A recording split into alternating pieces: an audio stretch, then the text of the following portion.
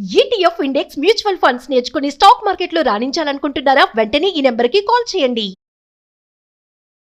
Hello నమస్తే, welcome to Suman TV. ప్రస్తుతం మనతో పాటు జీటీఏ ఫౌండర్ అండ్ చైర్మన్ అయిన విశ్వేశ్వరరెడ్డి గారు ఉన్నారు. వీరితో మనం కొన్ని విషయాన్ని ఈరోజు డిస్కస్ చేద్దాం. హలో అండి, నమస్తే. సో ఇప్పుడు H1B వీసాది రెన్యువల్ పీరియడ్ అనేది అప్పట్లో అయితే మనకి 48 months వరకు ఉండేది. సో దాన్ని ఇప్పుడు 12 monthsకే చేంజ్ చేసేసారంటే ఇమీడియట్ గా దీన్ని అమల్లోకి పరచడం వల్ల మనకి ఇంపాక్ట్ ఎలా ఉండబోతుంది అంటారు in future? Very good question. ఇది యాక్చువల్లీ ఇమీడియట్ గా మన వాళ్ళందరికీ తెలియాల్సిన ఆన్సర్. టిపికల్ ఏంటంటే ఆ ప్రోగ్రామ్ దాన్ని detail it out. F1 visa మీద మన వాళ్ళు అక్కడికి వెళ్తారు. వెళ్ళిన తర్వాత H1 తీసుకుంటారు, అంటే చేంజ్ ఆఫ్ స్టేటస్కి వెళ్తారు. F1 to H1B. H1Bలో ఉన్నప్పుడు వాళ్ళు మళ్ళీ కంట్రీకి వస్తారు. కంట్రీకి వచ్చినప్పుడు వాళ్ళకి వీసా స్టాంప్ చేసుకోవాలి. ఇంతకుముందు ప్రయర్గా ఏంటంటే వాళ్ళు వీసా స్టాంపింగ్ వెళ్లకుండా డ్రాప్ బాక్స్ ఫెసిలిటీ ఇచ్చారు. So they don't have to go and appear in front of A visa consulate లో ఉన్న ఆఫీసర్ ముందు అపియర్ కాకుండా, అంటే H1B పీరియడ్ లో సో వెళ్తే వాళ్ళకి ఇచ్చేవాళ్ళు. సో దానికి డ్యూరేషన్ ఏం పెట్టారంటే లాస్ట్ 48 months లోపల వాళ్ళకి సేమ్ ఆర్ సిమిలర్ కాకుండా ఈ ట్రాక్ లో ఏదో ఒక వీసా ఉన్నా వాళ్ళకి డ్రాప్ బ్యాక్స్ ఫెసిలిటీకి ఎనేబిలిటీ ఉండేది. సో H1B లో కూడా ఒకసారి H1B వచ్చింది అనుకోండి, మళ్ళీ నెక్స్ట్ టైం వాళ్ళకి 48 months లో, అంటే F1 కి సంబంధం లేకుండా H1 మీద వెళ్ళారు, ఫస్ట్ టైం వీసా వచ్చింది, నెక్స్ట్ టైం రెన్యువల్కి వెళ్ళాలనుకోండి, 48 months లో H1B ఉంటే వీసా ఉంటే పాస్పోర్ట్ లో మళ్ళీ మనం వీసాకి వెళ్ళాల్సిన అవసరం లేదు, డ్రా బాక్స్ లో వేయొచ్చు. సో డ్రా బాక్స్ లో వెళ్తే ఏంటంటే ఇక్కడికి మనం వెయిటింగ్ పీరియడ్ అవి తక్కువ ఉంటుంది, అపాయింట్మెంట్ లో ఇష్యూ లేకుండా మనం ఫింగర్ ప్రింటింగ్ ఇస్తాము, డ్రా బాక్స్ లో ఇస్తాము, డైరెక్ట్ ఇంటికి వీసా వస్తుంది. So you don't have to go to see a consular officer. ఆయన కొందరికి ఇంటర్వ్యూలో క్వశ్చన్స్ భయపడి వాళ్ళు ఇచ్చారు. సో ఈవెన్ F1 స్టూడెంట్ వాళ్ళకి కూడా ఆపర్చునిటీ ఉండేది. బట్ కరెంట్లీ ఏం చేశారంటే వాళ్ళు 12 months వీసా ఉన్న వాళ్ళకే, అంటే పీరియడ్లో లాస్ట్ 12 months బ్యాక్ వాళ్ళకి ఆ వీసా ఉండుంటే తప్ప వాళ్ళు మళ్ళీ డ్రాప్ బాక్స్ ఫెసిలిటీ లేదు. రెండవది F1 మీద వెళ్ళి మళ్ళీ H1 మీదకి ట్రాన్స్ఫర్ అయ్యి H1 లో డ్రాప్ బాక్స్ ఫెసిలిటీ తీసేశారు. ఇప్పుడు ఏంటంటే F1 ఉంటే F1 ఉంటుంది, H1 ఉంటే H1 ఉంటుంది. F1 ఉన్నా H1 ఉన్న వాళ్ళకి డ్రాప్ బాక్స్ ఫెసిలిటీ ఉండేది కూడా ఇప్పుడు లేదు. So there is none like that, so అంచేత ఇప్పుడు మన ఏదైతే అది ఏ ట్రాక్ లో ఉంటే ఆ ట్రాక్, అది కూడా 12 months చేశారు. So instead of 48 months 4 years అంటే చాలా లాంగ్ పీరియడ్. సో దాన్ని చేశారు కాబట్టి ఇప్పుడు ఇంపాక్ట్ ఎలా జరుగుతుంది, మన visa appointments Chennai consulate, Hyderabad consulate, Calcutta consulate, Delhi or Mumbai whatever the consulate లో ఎక్కువ మంది లైన్లు వెయిట్ చేయాల్సి వస్తుంది ఇప్పుడు. సో ఇక్కడికి యుఎస్ నుంచి ఇక్కడికి వచ్చే 1 month కో 30 days కో వచ్చి ఇక్కడ ఉండే బ్యాచ్ ఉంటారు కదా, 1 year కే వెళ్ళాల్సి ఉంటుంది కాబట్టి కదా, కంట్రీ బయటకు వస్తేనే ఇది, కంట్రీ లోపల ఉన్నప్పుడు వీసా అక్కర్లేదు, అక్కడ H1B ఎక్స్టెన్షన్ అవుతూ వెళ్తుంటది. సో వాళ్ళు ఓన్లీ కంట్రీ బయటకు వెళ్ళి మళ్ళీ లోపలికి వెళ్ళాలన్నప్పుడు ఈ వీసా రిక్వైర్మెంట్ ఉంటుంది. విత్ ఇన్ ద కంట్రీ మనం ఎన్నేళ్ళు ఉన్నా కూడా వాళ్ళు ఎప్పుడు వీసా అడగరు.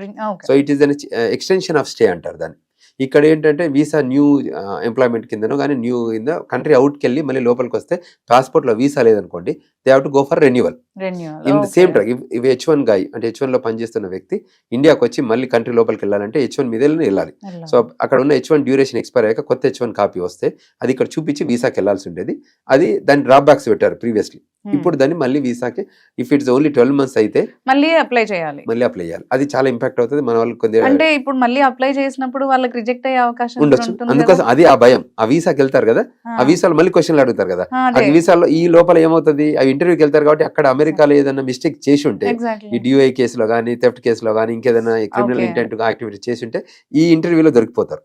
ఇక్కడ రెక్టిఫై చేయడానికి ఇలా తీసుకొచ్చారు, బట్ అది ఇక్కడ ఉన్న వాళ్ళకి అది ఇంపాక్ట్ అవుతుంది. ఎందుకంటే సగం జాబ్స్ వదిలేసో లేకపోతే ఫ్యామిలీ పర్పస్ కో వస్తూ వెళ్తూ ఉంటారు. కరెక్ట్. సో మళ్ళీ అది రిజెక్ట్ అవుతుంది అనే పాసిబిలిటీ ఉంటుంది కదా, మరి ఇది చాలా ఎఫెక్ట్ పడుతుంది అంటారు. చాలా ఇంపాక్ట్ ఉంటుంది. సో దీంట్లో ఎలాంటి చేంజెస్ తెస్తే బాగుంటుందని మీరు అనుకుంటున్నారు? అంటే టిపికల్ ఏంటంటే గవర్నమెంట్ ఎప్పుడు కూడా their look at their interest. America ఏం చేస్తుందంటే రకరకాల ఇష్యూస్తో ఉంటారు, కంట్రీలో ఎప్పటికీ రిఫైన్మెంట్ ఉండాలి. అదన్నీ డ్యూరేషన్ ఆఫ్ స్టే ఉంటుందండి. Everything duration of life type, మనకి లైఫ్ పీరియడ్ని ఎలా డిఫైన్ చేస్తారు, ప్రతిదీ కూడా 4 years కో 10 years కో రెన్యువల్స్ ఉంటాయి ఆ కంట్రీలో ప్రతిదీ. ఇక్కడలాగా ఇప్పుడు మనకి ఇక్కడ డ్రైవర్ లైసెన్స్ 20 ఏళ్ళు ఇస్తారు, అక్కడ 20 ఏళ్ళు ఇయ్యారు, 8 ఏళ్ళే ఇస్తారు.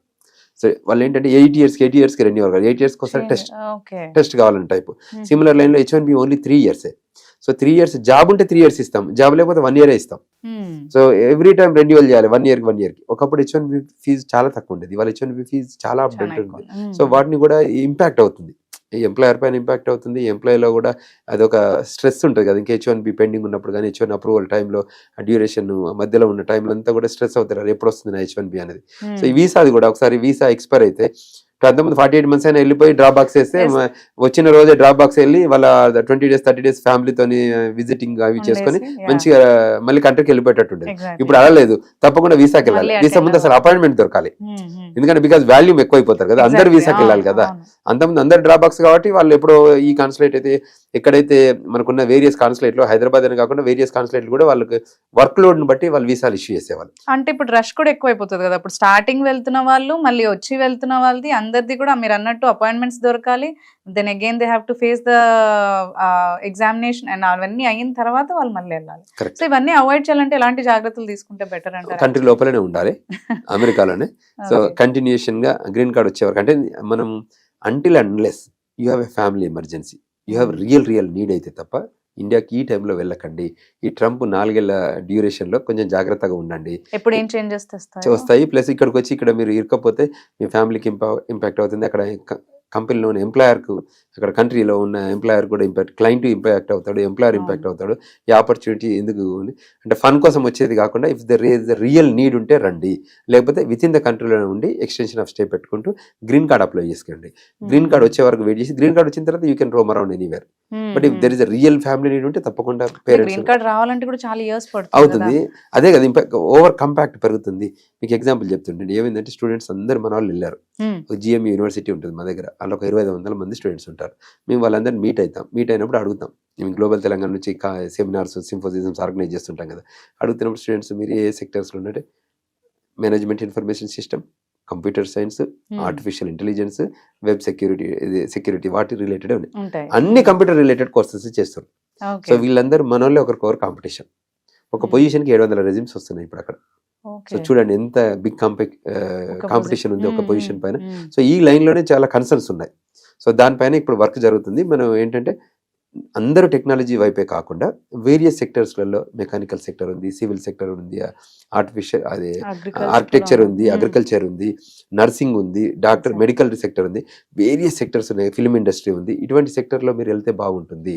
దాని బదులు అందరు వెళ్ళిన ప్రతి ఒక్కరు కంప్యూటర్ సైన్స్ అంటే ప్రతి ఒక్కరు కంప్యూటర్ జాబ్ కావాలంటే అది ఇబ్బంది అవుతుంది. కాంపిటీషన్ ఎక్కువైనప్పుడు వచ్చే ఛాన్సెస్ కూడా తగ్గిపోతాయి అనుకుంటా. ఎగ్జాక్ట్లీ ఎట్లాగైనా కానీ ఒకటే సెక్టర్ అవుతుంది, ఇబ్బంది అవుతుంది. అవును అవును అవును. సో దట్ వేరే దాంట్లో తక్కువైపోయి ఇందులో ఎక్కువైపోయేసరికి జాబ్స్ వాళ్ళకి రావడానికి కూడా jobs, green cards exactly green cards కూడా అంతే సేమ్ డిలే అవుతుంది మన వాళ్ళందరికీ. సో అంచేత టిపికల్ గా ఏంటంటే డిఫరెంట్ సెక్టర్స్ లో వెళ్ళండి. కొన్ని ప్రాఫిట్ హెచ్వన్స్ ఉంటాయి, నాన్ ప్రాఫిట్ హెచ్వన్స్ కూడా ఉంటాయి.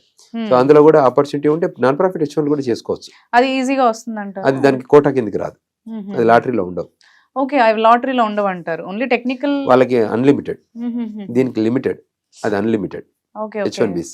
సో అయినా ఇలా ఉన్నా గానీ ఎందుకు దానికి ఎక్కువ ఆప్ట్ చేయట్లేదు? గ్రీన్ కార్డ్ చేయడానికి ఇబ్బంది అవుతుంది. తర్వాత నాన్ ప్రాఫిట్ హెచ్వన్, ప్రాఫిట్ హెచ్వన్ కి వేరియన్స్ ఉంటుంది. ఫర్దర్ గ్రీన్ కార్డ్ కి అది వేరే ఉంటుంది అంటారు, ఎఫెక్ట్ పడుతుంది అంటారు. Okay okay, thank you very much.